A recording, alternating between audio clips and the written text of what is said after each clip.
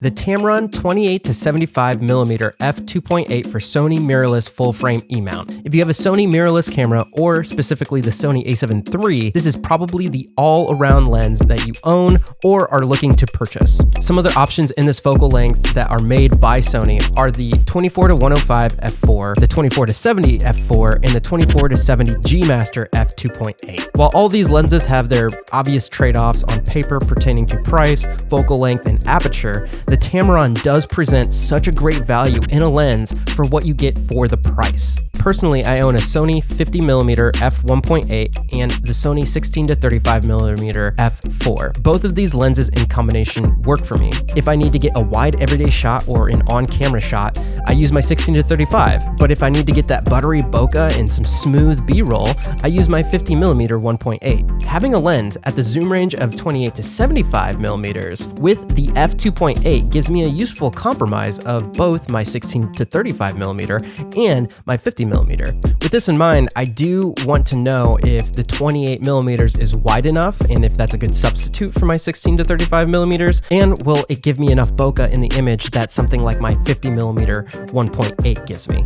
Luckily, I was able to meet up with Jan from Adventure Muse, who has owned the Tamron 28-75 for some time now, to help answer some of the questions that I have about the lens, her experience, and test out the lens for myself. The very first question that I have is the field of view that you get when you're vlogging. People know me very well. I like using the Dinkum Systems Action Pod Pro, which is the same as if you're using a Joby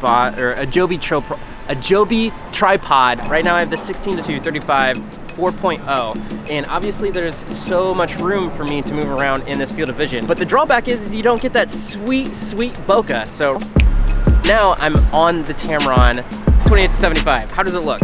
I don't know. I can't even see it right now. That's one of the things with the a7 IIIs you can't see. But I want to actually show you how close you can get to the lens. And right now I'm looking at my, oh my gosh, you can get so close to this lens. It's still picking up my nose.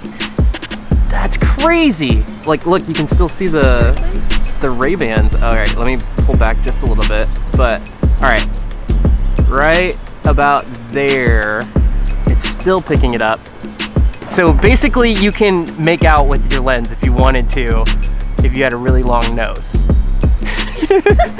So now this is zoomed in all the way, and let's see how close.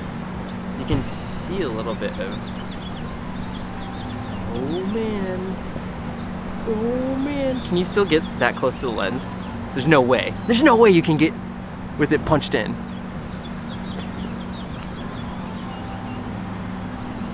Oh, please pull focus. Does it pull focus? That's still really close. All right, so right about here is with it punched in all the way. Less than a foot. If you had a giraffe tongue, then you could still make out with the camera.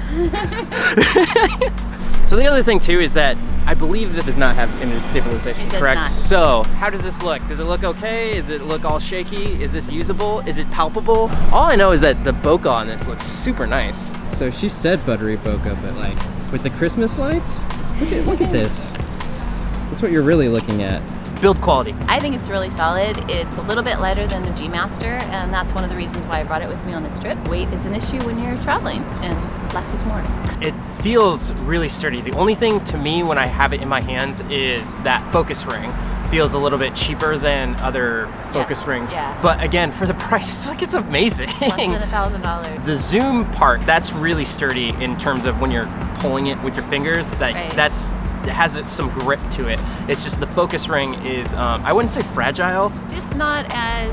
It's not as solid as as this focus ring. This is really good, but it's all metal, and that lens is a lot more plastic. If you're trying to get a really nice manual focus pull, it may take you some getting used to, whereas with something like this 16-35, it's smooth. If you were on your mouse settings, like the mouse sensitivity was all the way up, that's what I feel like this focus ring is. It has a lot of room there. So from infinity,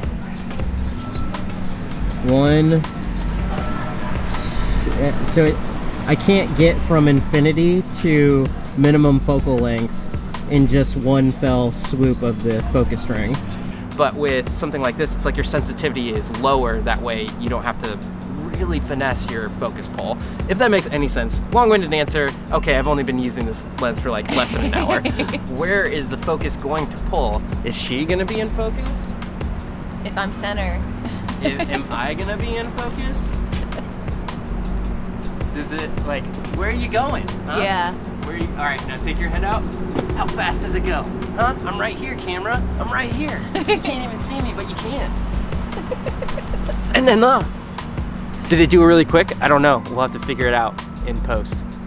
So what would be something that you would want to upgrade on that lens? Image stabilization would be Image nice. stabilization would be amazing. And maybe 1.8. So she just mentioned 1.8, and that's actually one of the things that I want to test. I brought my 50mm 1.8, and let me back this camera up, and then I'm going to put it at 52.8. So this is 50. Did it pull focus really quick? Did it not pull focus? Oh, did it pull focus? And this is 51.8. Is there...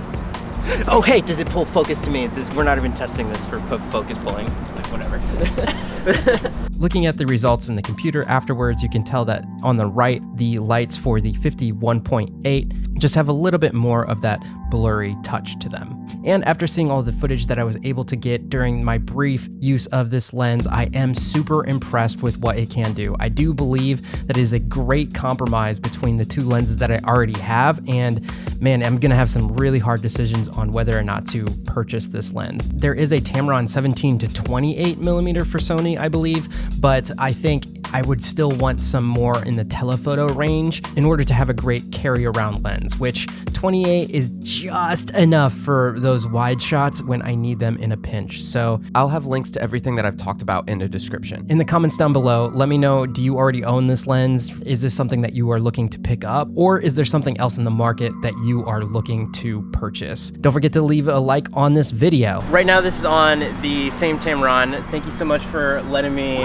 fool around with it for like 1 hour. Hopefully this is a manageable video. Where can people find you? They could find me on YouTube at Adventure Muse and Instagram at Adventure Muse with the underscore at the end. And until next episode, I hope you're out there living a life of abundance.